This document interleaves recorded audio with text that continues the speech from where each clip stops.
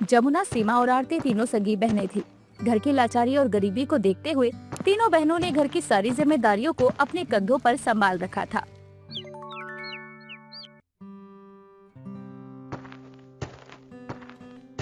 अरे दीदी, तुम ये क्या कर रही हो? सीमा, लगता है कि तू अभी तक नींद से जागी नहीं है, तभी तो ऐसी बहकी बहकी बातें कर रही है। दीदी, तुम ऐसे क्यों बोल रही हो? अरे तुझे तो अच्छे से पता है कि मैं हमेशा चूल्हे पर खाना बनाने से पहले बर्तनों पर मिट्टी का लेप लगाती हूँ, तो बस वही कर रही हूँ। अरे मैं वही तो बोल रही हूँ तुम्हें कि तुम ये क्यों कर रही हो, क्योंकि रसोई घर में तो एक भी लकड़ी नहीं है, फिर तुम खाना कैसे बनाओगी? हाय दैया, मैं तो कल शाम को लकड़ियाँ लाना ही भूल गई। वही तो दीदी, एक भी लकड़ी नहीं है खाना बनाने के लिए। और माँ बाबूजी की दवाई का भी वक्त हो गया है, जब तक उनको खाना नहीं देंगे हम, तब तक वो दवाई कैसे ले सकते हैं? सही बात सही है। कोई बात नहीं, मैं अभी जंगल से लकड़ियाँ लेकर आती हूँ, तब तक तू खाने की बाकी तैयारी कर ले। अरे दीदी, तुम रहने दो, सुबह से तुम यहाँ वहाँ भाग दौड़ में लगी हो, इसलिए मैं जंगल चली जाती हूँ लकड़ियाँ लेने। अरे नहीं नहीं सीमा, बरसात का मौसम चल रहा है, ऐसे में जहरीले सांप बिच्छुओं का बहुत डर बना रहता है जंगल में, इसलिए तू यहाँ का काम देख ले, मैं अभी लकड़ियाँ लेकर आती हूँ। जमुना मिट्टी से सने हुए हाथ धोकर लकड़ियाँ लेने जंगल की ओर निकल जाती है। तभी जंगल में जमुना को एक जगह खूब सारी सूखी लकड़ियाँ मिलती है, जिसे देख जमुना बहुत खुश होती है और लकड़ियाँ बीनते हुए कहती है, चलो अच्छा है, मुझे यहाँ पर बहुत सारी सूखी सूखी लकड़ियाँ मिल गई, अब मुझे 2 दिन तक लकड़ियाँ लेने जंगल नहीं आना पड़ेगा। जमुना सारी लकड़ियों के गट्ठर को बांधकर अपने सर पर उठाती है और वहाँ से जाने लगती है। आगे जाते जाते जमुना को जंगल के रास्ते पर एक बूढ़ा आदमी बेहोश पड़ा हुआ दिखाई देता है। बूढ़ा आदमी देखने से काफी अमीर और अच्छे घराने का लग रहा था। जमुना अपने सर से लकड़ी का गट्ठर वहीं साइड में फेंकती है और उस बूढ़े आदमी की मदद करने के लिए उसके पास जाती है। हे भगवान, इन चाचा जी को तो सांप ने काट लिया है, तभी तो इनका पूरा शरीर नीला पड़ा है। मुझे कुछ तो करना पड़ेगा, वरना इनकी जान भी तो जा सकती है। जमुना बहुत घबराई हुई थी। वो तुरंत अपने दुपट्टे का आधा हिस्सा फाड़कर उस बूढ़े आदमी के पैर में बांध देती है, ताकि सांप का जहर उस बूढ़े व्यक्ति के पूरे शरीर में ना फैले। फिर जमुना बूढ़े आदमी को अपने कंधे के सहारे खींचते हुए जंगल के बाहर ले जाती है और उसे अस्पताल पहुंचाती है। तो वहीं दूसरी तरफ जमुना के माता पिता भूख के मारे व्याकुल हो रहे थे। अरे बच्चों, आज खाना मिलेगा या नहीं? काफी देर हो गई है तुम लोगों को खाना बनाते हुए। अब तक तो मुझे और अपने बाबूजी को खाना दे देना चाहिए था तुम्हें, क्योंकि हमारी दवाई का वक्त हो गया है। अगर हम समय से दवाई नहीं लेंगे तो हमारी तबीयत और खराब हो जाएगी। सुमन, थोड़ा शांत हो जाओ। अरे हमारी 3 बेटियां जरूर किसी जरूरी काम में फंसी होंगी, तभी तो उन्हें अभी तक हमें खाना नहीं दिया, वरना तो 24 घंटे हमारे बारे में ही सोचती रहती हैं। थोड़ी देर में जमुना लकड़ियाँ लेकर घर आ जाती है और अपने माता पिता को सारी बात बताती है। बेटा जमुना, ये तो तूने बहुत अच्छा काम किया। आज तेरी वजह से किसी मासूम की जान बच गई। भगवान ऐसे ही तुझे हिम्मत और हौसला दे, ताकि तू हमेशा अपने जीवन में हंसी खुशी लोगों की मदद करते हुए आगे बढ़े। हाँ जमुना, मुझे तो बहुत गर्व महसूस होता है कि मेरी तीनों बेटियां बहुत बहादुर हैं। अरे हमारे सर पर इतना सारा कर्ज लगा हुआ है, और तो और मैं तुम्हारी जरा सी भी मदद करने के लायक नहीं हूँ, लेकिन फिर भी तुम तीनों हिम्मत नहीं हारती, बल्कि एक साथ मिलकर हमारी सभी परेशानियों को खत्म करने में लगी रहती हो। बाबूजी, आपके मुंह से ये सब सुनकर मेरे दिल को बहुत सुकून मिल रहा है। बाकी आप चिंता मत करो, मैं 10-15 मिनट में खाना बनाकर तैयार कर देती हूँ, क्योंकि मुझे काम पर भी तो जाना है। बहुत लेट हो गया है, आज तो ठेकेदार मेरी जान ही ले लेगा। घर को चलाने के लिए जमुना ठेकेदार के पास मजदूरी का काम किया करती थी, लेकिन जंगल से लकड़ियाँ लाने और घर का कामकाज करने के कारण जमुना को काम पर जाने में थोड़ी देर हो जाती है, जिस वजह से ठेकेदार जमुना को गुस्से से कहता है, आ गई महारानी काम करने के लिए। अरे ये तेरे बाप की फैक्ट्री है क्या? जब तेरा मन किया मुंह उठा के चली आती है काम करने के लिए। माफ करना मालिक, दरअसल बात यह है कि मैं किसी जरूरी काम में फंस गई थी, बस इसलिए मुझे आने में देरी हो गई। बाकी आप चिंता मत करो, मैं आज का सारा काम खत्म करके ही घर जाऊंगी। अरे रहने दे रहने दे, मुझे तेरे जैसे लापरवाह लोगों की कोई जरूरत नहीं है। मेरे पास लोगों की कमी है क्या काम करवाने के लिए? अरे तेरे जैसे बहुत आते जाते हैं मेरे पास, इसलिए अब तू भी जा और कहीं और जाकर अपना काम ढूंढ। काम छूट जाने के कारण जमुना बहुत ज्यादा परेशान हो जाती है, क्योंकि उसके सर पर माता पिता की बीमारी का इलाज और कर्ज को खत्म करने की सारी जिम्मेदारी जो थी। इसीलिए जमुना आंखों में आंसू लिए हताश परेशान होकर अपने घर जाती है और इस बारे में अपने परिवार से कहती है। कोई बात नहीं दीदी, तुम परेशान मत हो, हम कोई ना कोई दूसरा रास्ता निकाल ही लेंगे। लेकिन दीदी, तुम तो जानती हो ना कि हम कितने गरीब हैं। जो कुछ भी करना है वो हम तीनों बहनों को ही करना है। क्या बताओ बहन, तुम नहीं जानती कि इस वक्त मेरे दिल पर क्या बीत रही है। एक तो माँ बाबूजी की दवाई और ऊपर से उनकी बीमारी के इलाज में जितने भी पैसे मैंने कर्जे पर लिए थे, वो कर्जा पूरे करने में भी अभी बहुत टाइम लगेगा मुझे। तीनों बहनें अपना दुख एक दूसरे से बांट रही थी। तभी दरवाजे पर कर्जदार आता है और वो गुस्से में अपना कर्जा मानते हुए कहता है, जमुना, ओ जमुना, कहाँ गई तू? अरे कर्ज मांगते वक्त बहुत बड़ी बड़ी बातें करी तूने कि तू समय से सारा पैसा वापस कर देगी। अरे काका, अरे मैं कोई तेरा काका वाका नहीं हूँ, समझी? मुझे मेरे पैसे आज के आज चाहिए, वरना आज का दिन तेरे लिए और तेरे परिवार के लिए इस घर में आखिरी होगा। काका, हमें थोड़ा सा समय और दे दीजिए। आपको नहीं पता कि अभी हम किन बुरे हालातों से गुजर रहे हैं। हमारे पास पैसे वापस करने के लिए 1 रुपया नहीं है। अरे तो मैंने ठेका ले रखा है क्या तुम सबका? देखो, तुम्हारी बहन ने 6 महीने का वक्त लिया था मुझसे और देखते ही देखते पूरे 9 महीने बीत गए, लेकिन अभी तक जमुना ने मेरी एक पाई नहीं चुकाई। आज के आज ही मैं तुम सबको घर से धक्के मारकर बाहर निकाल दूंगा। कर्जदार पूरी तैयारी में था कि वो इस बार जमुना और उसके परिवार को घर से निकाल कर रहेगा, इसलिए वो उनको घर से निकाल देता है और दरवाजे पर ताला लगा देता है। हे भगवान, गरीबी इनने तो न जाने हमारा क्या हाल कर दिया है। अब तो ना हमारे सर पर छत है और ना ही जीवन गुजारने के लिए पैसे। मुझे तो कुछ समझ में नहीं आ रहा कि अब हम अपनी तीनों बेटियों के साथ क्या करेंगे। अरे माँ, मैं हूँ ना, तुम चिंता मत करो, और हो सकता है इसके पीछे जरूर भगवान ने कुछ अच्छा लिखा हो हमारे लिए। तुम तो हमारे जीवन में इतने उतार चढ़ाव देख चुकी हो, फिर अब क्यों घबरा रही हो? तीनों बहनें अपने घर का जरूरी सामान लेकर परिवार को संभालते हुए आगे की ओर बढ़ रही थी। तभी गोपाल को प्यास लगने लगती है। तीनों बहनें आसपास पानी तलाशने लगती हैं। तभी जमुना को एक नदी दिखाई देती है। एक काम करती हूँ, जब तक हमें कोई नया आना नहीं मिलता, तब तक हम कभी इसी नदी के किनारे तंबू लगाकर रह लेते हैं और गुजारा करते हैं। लेकिन उससे पहले मैं बाबूजी को पानी पिला दूं ताकि उनकी प्यास बुझ जाए। जमुना सबसे पहले अपने झोले से एक गिलास निकालती है और नदी से पानी लाकर अपने पिता को पानी पिलाती है। फिर तीनों बहनें मिलकर नदी किनारे तंबू लगाकर अपना एक नया आशियाना बनाती हैं। तभी जमुना को नदी से एक मछली मिलती है। जमुना उस मछली को पकड़कर ले आती है और लकड़ी से आग जलाकर उस मछली को आग में पकाकर अपने पूरे परिवार को खाने को देती है। माँ, बाबूजी, ये लीजिए, खाना खाइए। आज मैंने मछली बनाई है। ये मछली इसी नदी की है। बहुत अच्छी खुशबू आ रही है इससे। अरे दीदी, खुशबू तो बहुत अच्छी आ रही है। जमुना और उसका परिवार साथ बैठकर खाना खाता है। फिर अगली सुबह नदी के उस पार एक कारखाने में बहुत से मजदूर काम कर रहे थे। तभी कुछ मजदूर नदी किनारे तंबू देखकर तंबू के पास आते हैं। अरे बहन जी, यहाँ आसपास कोई खाने का ढाबा मिलेगा क्या?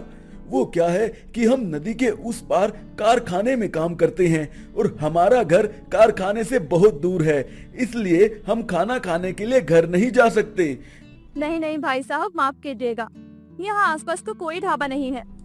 बहन जी, हम आपसे कुछ गुजारिश करना चाहते हैं। आपके पास खाने के लिए कुछ है तो आप हमें दे दीजिए। दरअसल हम दोनों को बहुत भूख लग रही है। हम आपके बहुत आभारी होंगे। जमुना एक खेत में रात की बची हुई मछली और रोटी लेकर आती है और उन दोनों मजदूरों को खाने के लिए देती है।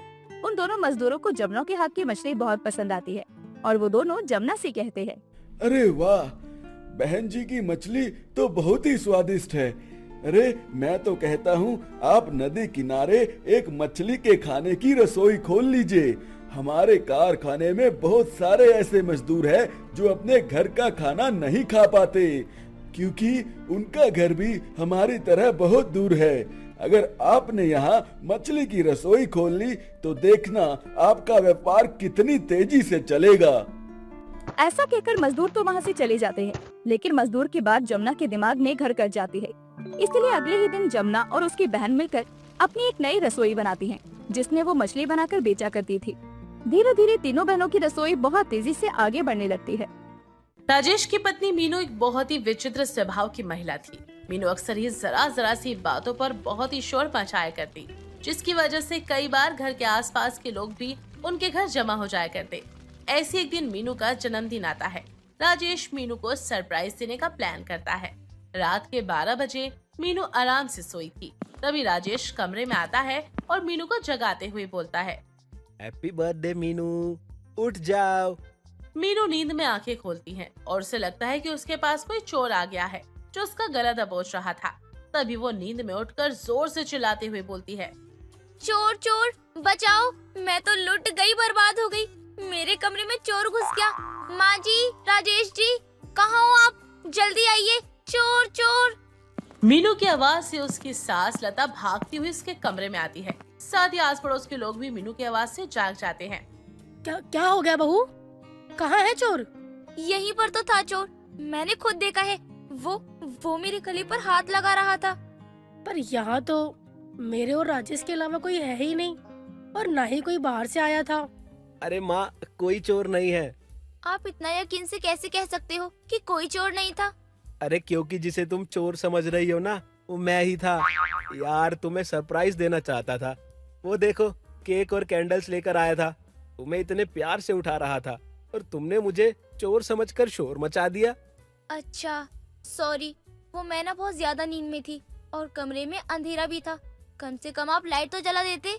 अरे यार, कमरे की लाइट से ज्यादा तुम्हारे दिमाग की बत्ती जलाओ। पूरे प्लान की ऐसी तैसी कर दी। बहू, तू भी ना बिना बात के शोर मचा देती है। अरे पहले अच्छे से देख लिया कर, ऐसे शोर मत मचाया कर।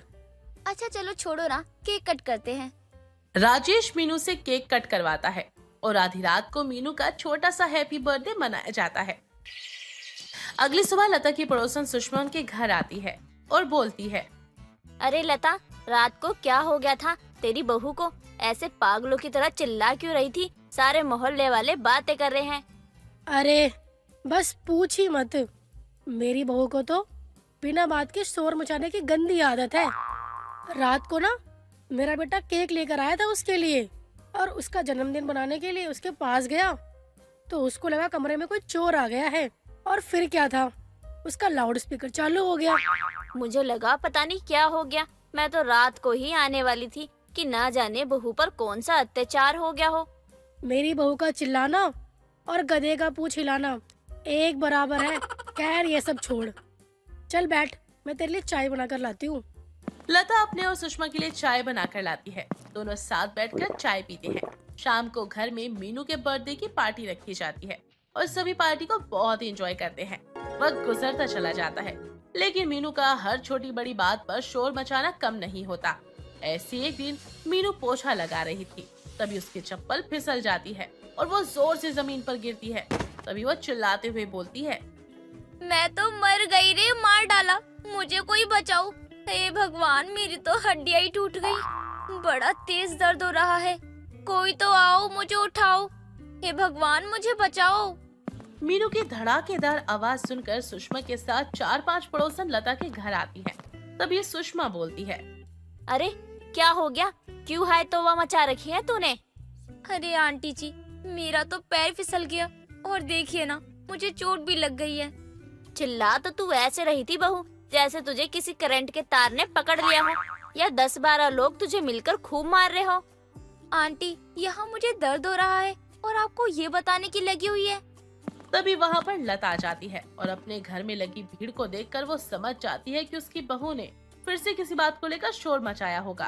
तभी सुषमा लता को सारी बातें बताती है और लता अपनी बहू को सुनाते हुए कहती है, बहू, मैंने तुझे कितनी बार समझाया है कि ऐसी छोटी छोटी बातों पे चिल्लाने की जरूरत नहीं होती है। तू किसी चीज का सहारा लेकर उठ जाती, आराम से बैठ जाती, या फिर मेरे आने का इंतजार कर लेती, लेकिन नहीं, तुझे तो पूरा मोहल्ला इकट्ठा करना जरूरी था ना। माँ जी, मैं यहाँ सारा दिन काम करती हूँ, आपकी इतनी सेवा करती हूँ। आज मुझे गिरकर चोट लग गई और आप मुझे उल्टा ही सुना रही हो। आपसे ये नहीं हो रहा कि मेरी मदद कर दे। मदद तो मैं तेरी कर दूंगी बहू, लेकिन जो तूने इतने लोगों को चिल्ला चिल्ला कर इकट्ठा किया है, उसका क्या? अरे तेरे चिल्लाने के कारण ना किसी को एक दिन हार्ट अटैक आ जाएगा। लता अपने हाथ से सहारा देकर मीनू को खड़ा करती है और सोफे पर बैठा देती है। बाकी सभी औरतें वहाँ से चली जाती हैं। और सुषमा लता से बोलती है। एक काम कर लता, इसके पैर में मोच आ गई है, तू चटका दे इसका पैर। अरे रहने दे सुषमा, इसका पैर चटका दिया ना तो ये ऐसे चिल्लाएगी जैसे हमने इसे चाकू मार दिया हो। सही कह रही है तू, बैठे रहने दे इसे ऐसे ही। इतना बोलकर सुषमा भी चली जाती है और मीनू आराम से सोफे पर बैठी होती है। लता बाकी का बचा हुआ सारा काम खत्म करती है। दिन गुजरते चले जाते हैं। अब हर दिन मोहल्ले वालों को मीनू का चिल्लाना और आधे घंटे बाद सुनाई देता ही रहता। पहले लोग उसके चिल्लाने पर घर पर आ जाया करते, लेकिन धीरे धीरे लोगों को पता चल चुका था कि उसे सिर्फ ये चिल्लाने की आदत है। ऐसी एक दिन लता बोलती है, बहू देख, मैं 2 दिन के लिए ना सुषमा के साथ वृंदावन जा रही हूँ, तो तू घर का ख्याल रखना और बिना किसी बात के ना हल्ला गुल्ला करने की कोशिश मत करना। ठीक है माँ जी, आप जैसा कहें। मैं घर का और अपना अच्छे से ध्यान रखूंगी, आप निश्चिंत होकर जाइए। क्या ही निश्चिंत हो ना, सबसे बड़ी चिंता को तो मैं घर में ही छोड़ के जा रही हूँ। कुछ कहा क्या आपने माँ जी? अरे नहीं बहू, मैंने कुछ नहीं कहा। लता अपने कमरे में जाती है और वृंदावन जाने की तैयारी करने लगती है और शाम को ही सुषमा के साथ वृंदावन निकल जाती है। राजेश भी सुबह को जरूरी मीटिंग के लिए शहर से बाहर चला जाता है। घर पर मीनू एकदम अकेली थी और ऐसी मीनू घर की सफाई कर रही थी। सफाई करते समय मीनू के कपड़े बहुत ज्यादा गीले हो जाते हैं क्योंकि उसे बहुत पसीना आ रहा था। क्या करूं? नहाने चली जाऊंगी सीधे? नहीं नहीं, पसीने वाले बदन में नहीं नहाऊंगी। अगर नहाई ना तो बीमार पड़ जाऊंगी, और मैं बीमार पड़ गई तो माँ जी कहेंगी कि अपना ख्याल नहीं रखा गया बहू तुझसे। एक काम करती हूँ, पहले पसीना सुखा लेती हूँ, फिर नहा लूंगी। इतना कहकर मीनू नंगे पांव पंखे का स्विच ऑन करती है।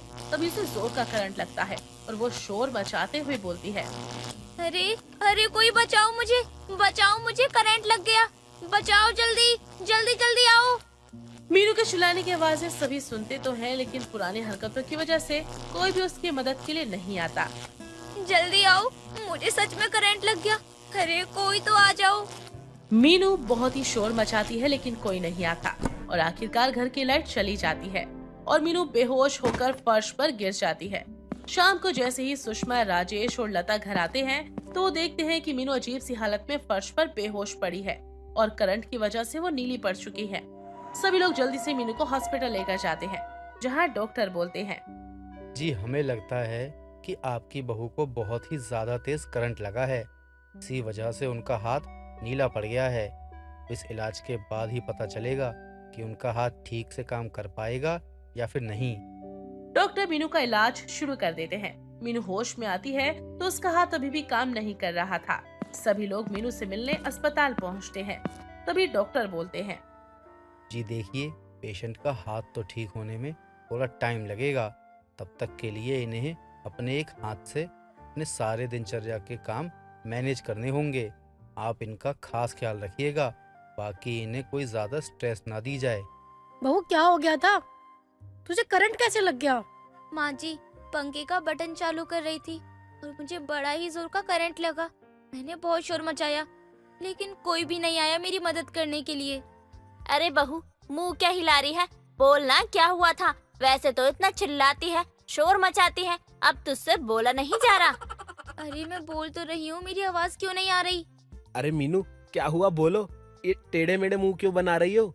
लगता है करंट लगने की वजह से बहू की आवाज चली गई है, तभी ये कुछ बोल नहीं पा रही है। हाँ हाँ। मीनू को ऐसे देखकर सभी लोग हंसने लगते हैं और इस तरह शोर मचाने वाली पत्नी और बहू के मुंह खुद ही बंद हो जाते हैं। कुछ वक्त के बाद इलाज के मीनू का हाथ और आवाज दोनों ठीक हो जाते हैं, पर वो फिर कभी बिना बात के शोर मचाने वाली गलती नहीं करती। शकुंतला अपनी बहू से परेशान हो चुकी थी और उसकी वजह थी ना नहाने की। शकुंतला काफी समय से ये नोटिस कर रही थी कि उसकी बहू बिना नहाए धोए कपड़े बदल लेती है और ऊपर से भर भर के परफ्यूम मार लेती है। और ऐसे एक दिन, बहू तुझे कितनी बार कहा है कि नहा लिया कर, लेकिन नहीं, तू तो मेरी बात सुनती ही नहीं है। आखिर तू चाहती क्या है? माँ जी, मेरा मन ही नहीं करता है नहाने को, और आपको तो पता है जब भी मैं काम करके नहाती हूँ ना तो मैं बहुत जल्दी बीमार पड़ जाती हूँ। तो बहू पहले नहा ले, उसके बाद काम कर लियो। और अगर आज तू नहीं नहाई और बिना नहाए तूने खाना खाया ना, तो मैं सच कह रही हूँ, तुझे इसके बाद मैं खाना ही नहीं दूंगी। अच्छा ठीक है माँ जी, और कुछ बोलना है आपको? नहीं, अब मुझे कुछ नहीं बोलना है। हाँ, बोलकर भी क्या ही कर लोगी माँ जी। करूंगी तो मैं वही जो मेरा मन करेगा। क्या बात है विमला, बड़े दिनों बाद आई है घर में। कहीं से कोई खबर मिली है क्या तुझे? अरे आजकल तुम मुझसे मिलने नहीं आती, तू मिलने नहीं आती है तो मैंने सोचा कि मैं ही मिलने आ जाती हूँ तुझसे। तो देख मैं आ गई। अच्छा किया जो तुम मुझसे मिलने आ गई। बहू, जरा 2 कप चाय तो बनाना और हाथ धो लियो। पूजा जो कि किचन में बर्तन धो रही थी, वो अपनी सास की आवाज सुनकर अपनी सास और पड़ोसन विमला के लिए चाय बनाने लगती है। कुछ देर बाद पूजा चाय बनाकर अपनी सास को देने पहुंचती है। अरे बहू लाला चाय पीऊं। आज तो सुबह से नसीब ही नहीं हुई चाय, अच्छा हुआ मिल गई। क्यों, तेरी बहू कहाँ गई? कहीं दूध वाले के साथ तो नहीं भाग गई है? अरे मेरी बहू दूध वाले के साथ क्यों भागेगी? अरे मेरी बहू वो तो मायके गई है, इसलिए मैं तेरे घर नहीं आ पाती। और घर में इतना काम होता है कि उसमें लगी रहती हूँ। अच्छा, मायके गई है क्या? मैं तो कुछ और ही समझ रही थी। तभी तो तू नजर नहीं आती है आजकल। लगता है घर के कामों में उलझी रहती है। अरे वो सब छोड़, ये गंदी बदबू कहाँ से आ रही है? ऐसा लग रहा है कोई चूहा मर गया हो या तेरे घर में गंदी नाली का पानी आ गया हो। ना, मेरे घर की नालियाँ भी जाम नहीं है और ना ही चूहा मरा है, बल्कि ये बदबू तो मेरी बहू के शरीर से आ रही होगी। अरे छी बहू, तेरा शरीर इतना गंदी बदबू देता है क्या? अरे छी, बदबू नहीं करेगा तो क्या ही करेगा। इसने पिछले 15 दिन से नहाया नहीं है। क्या तेरी बहू 15 दिन से नहीं नहाई? छी, राम राम, क्या है ये? अरे नहाना तो छोड़, ये तो हाथ धोना भी जरूरी नहीं समझती। क्या इसका मतलब ये हाथ धोए बिना चाय बनाती है? ये हाथ नहीं धोती होगी, मतलब ये हाथ ही नहीं धोती होगी, वॉशरूम जाती होगी तो भी हाथ धो के नहीं आती होगी, इतने गंदे हाथों से चाय बनाई होगी। छी। अरे क्या पिला दिया तूने मुझे? आंटी जी वो क्या है ना, मुझे पानी से एलर्जी है। जब भी मैं नहाती हूँ ना तो मैं बहुत बीमार पड़ जाती हूँ। अरे नालायक, नहाने से कौन बीमार होता है? उससे स्वस्थ होते हैं लोग। विमला, तूने तो कहावत सुनी ही होगी, भैंस के आगे बीन बजाना। ठीक वैसे ही मेरी बहू के आगे उसे नहाने के लिए कहना, दोनों एक बराबर हैं। अरे इतनी तो बदबू भी नहीं आ रही है जितनी आप लोग बता रही हो विमला आंटी। ऐसा तुझे लगता है बहू? एक मिनट, तू नहाती नहीं है तो पूजा पाठ भी नहीं करती होगी। हे भगवान, शकुंतला कैसी बहू लाई है तू? विमला भी पूजा को बातें सुनाती है और उसकी बेइज्जती करती है, लेकिन फिर भी पूजा को कोई फर्क नहीं पड़ता। कुछ देर बाद विमला तो वहाँ से चली जाती है और ऐसे ही समय गुजरता है। गुजरते समय के साथ पूजा और भी ढीठ होती जा रही थी।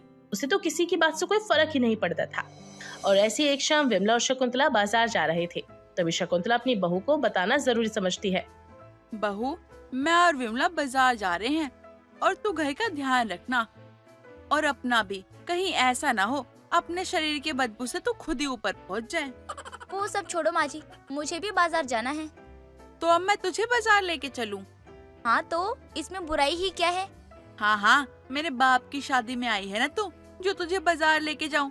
अच्छा चल ठीक है, पर मेरी एक शर्त है, अगर तू उसे मानेगी तो ही मैं तुझे बाजार लेके जाऊंगी, वरना मैं कहीं नहीं ले जाने वाली तुझे। देखिए माँ जी, अगर आप मुझे ये कहने वाली हैं कि मैं पहले नहा लूं फिर आप मुझे बाजार लेकर जाओगी तो आप ना बिल्कुल गलत सोच रही हो। मैं नहाने वाली नहीं हूँ, पर हाँ मैं बाजार तो जरूर जाऊंगी। ठीक है फिर तू अकेले ही जाना, क्योंकि मैं तुझे अपने साथ कहीं नहीं लेके जाने वाली। शकुंतला अपनी बहू को इतना बोलकर चली जाती है और पूजा भी घर में ताला लगाकर बाजार के लिए निकल जाती है। विमला, कहीं इधर उधर कहीं तुझे मेरी बहू दिख रही है क्या? और अगर दिखे तो मुझे बता दियो। क्यों, क्या हो गया? अगर तेरी बहू बाजार गई है तो तू उसे कह देती ना सामान लाने के लिए। तू क्यों आई है? तुझे पता है ना वो नहा नहीं रही है। अब ऐसे में अगर मैं उसे अपने साथ लेकर आती तो 4 लोग मुझे ही गाली देते कि कैसे हैं ये लोग। अरे 15 दिन से ऊपर हो गए हैं, वो अभी तक नहाई नहीं है और ना ही नहाने का नाम ले रही है। ना जाने तेरा बेटा कैसे ही सोता होगा उसके साथ। मुझे तो लगता है तेरा बेटा बेहोश ही हो जाता होगा। तभी मैं सोचूं तेरे घर में पोता पोती हुए क्यों नहीं है। वैसे तू कांता को देख और उसके बेटे को देख। तेरे बेटे और उसके बेटे की शादी एक साथ ही हुई थी, पर देख वो दादी बनने वाली है। धत, तू भी कैसी बातें कर रही है? ये तो बच्चों का फैसला है, इसमें हम कुछ नहीं बोल सकते। दोनों बातें करते करते बाजार पहुंचते हैं। बाजार पहुंचकर दोनों खरीदारी करने लग जाते हैं। बाजार में बहुत ही भीड़ थी। एक औरत अपनी सास का सर गोद में रखकर बैठी हुई थी और अपनी सास को उठा रही थी। माँ जी उठिए ना। माँ जी आपको क्या हो गया? माँ जी होश में आइए ना। इन सास बहू को क्या हुआ? शकुंतला वो देख, तेरी बहू इस भीड़ में है। हाँ मैं ठीक हूँ।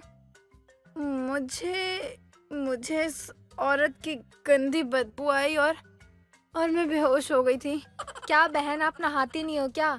आपके अंदर से कितनी बदबू आ रही है। देखिए, आपके कारण मेरी सास बेहोश हो गई। दिखने में तो अच्छे घर की लगती हो, अरे नहा भी लिया करो। चल बहू, यहाँ से चल। इससे मुंह लगाने से अच्छा है हम यहाँ से निकल जाए, वरना मेरी तबीयत और ज्यादा खराब हो जाएगी। उस औरत के बेहोश होने के कारण कोई नहीं बल्कि पूजा के शरीर से आने वाली बदबू थी। अब उन सास बहू के जाने के बाद वहाँ से जाती भीड़ पूजा को घूर रही थी। वहीं उस भीड़ का हिस्सा शकुंतला और विमला भी थी, लेकिन वो कुछ नहीं कहते और थोड़ी देर बाद घर पर वापस चले जाते हैं और पूजा भी थोड़ी देर में घर पर आ जाती है। क्या बात है बहू, आज तो बाजार में तूने बदबू से कमाल ही कर दिया। आप क्या कहना चाहती हो? मैं कुछ समझ नहीं पा रही हूँ। समझ तो बेटा तू सब रही है, बस दिखावा कर रही है कि तुझे कुछ समझ में नहीं आ रहा। तो आप लोगों को भी पता चल गया क्या कि बाजार में क्या हुआ? क्योंकि उस भीड़ में हम दोनों भी थे। बहू थोड़ी तो शर्म कर ले। अरे इतनी भी बदबू नहीं आ रही है जितना उन्होंने बता दिया है। गर्मी की वजह से बेहोश हो गई और मेरा नाम लगा दिया उसने कि बदबू से बेहोश हो गई। चल अपने बाप को मत सिखा, मेरा मतलब है नहा लिया कर बहू कभी। बहू एक बात बता, तू चाहती क्या है? पिट के मानेगी क्या मुझसे? यही कि मैं नहीं नहा सकती हूँ क्योंकि मुझे नहाने के नाम से ही बुखार हो जाता है। शकुंतला को अपनी बहू की बातों पर और भी ज्यादा गुस्सा आ रहा था, लेकिन वो उसे कुछ नहीं कहती और विमला के कान में कुछ कहती है। विमला वहाँ से चली जाती है। देर शाम जब पूजा काम कर रही थी तभी बाहर से उसे अपनी सास के किसी के साथ झगड़ने की आवाज सुनाई देती है और वो बाहर जाती है तो उसके होश उड़ जाते हैं, क्योंकि बाहर विमला और शकुंतला आपस में लड़ रहे थे। तेरी हिम्मत कैसे हुई? तूने मेरी बहू के बारे में ऐसा बोला कैसा? रुक, अभी चप्पल निकालती हूँ। तुझे तो मैं अभी बताती हूँ। तूने जो भी बोला है ना, वो सारी बात गलत है। मेरी बहू बिल्कुल भी ऐसी नहीं है। तेरी बहू कौन सी सही है? कभी नहाती नहीं है, इतनी गंदी बदबू आती है उससे। मन तो करता है चप्पल उठा के मारू उसे। और तो और तेरे घर आने का भी मन नहीं करता है मेरा। कभी कभी तो लगता है तूने बहू नहीं एक जानवर पाल रखा है घर में। पूजा देखती है कि उसकी सास उसके लिए पड़ोसन से लड़ रही है तो तुरंत ही वो अपनी सास और विमला का झगड़ा छुड़वाने जाती है। विमला पूजा को नाले में धक्का मार देती है जिससे वो नाले में गिर पड़ती है। ये क्या किया? हे भगवान, अब तो मुझे नहाना होगा। माँ जी मुझे निकालिए नाले से। नहीं बहू, तू यहीं पड़ी रह। तू साफ पानी में तो नहाती नहीं है, इससे अच्छा है तू गंदे नाले में ही पड़ी रह। शकुंतला बस कर यार, और कितना कोसेगी? बहू को निकाल और इसे नहाने भेज। विमला की बात सुनकर पूजा समझ जाती कि दोनों की चाल थी। ये सब आप दोनों ने जानबूझकर किया है ना? हाँ, हमने जानबूझकर किया है ताकि तू नहा सके। आप दोनों ने जो भी किया है ना, बिल्कुल ठीक नहीं किया। भगवान जी आप दोनों को पाप जरूर देंगे।